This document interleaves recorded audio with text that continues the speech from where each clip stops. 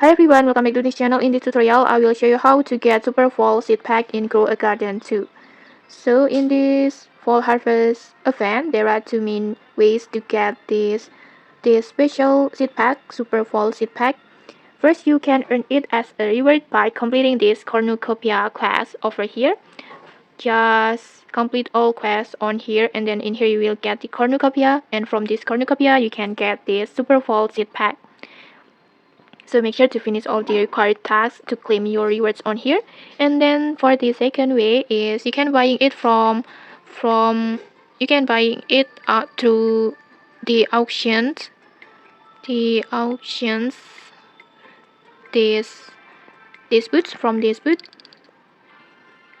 In here you can buy the super fall seed if with Robux if it's available like this. And from the super fall seed pack will give you a much better chance of getting some of best seeds in the game. Like you can obtain amazing seeds like maple pomegranate, and then maple poison's apple, maple sunflower, and then maple Venus trap, and even you can get amber cranberry, and many other rare fall seeds.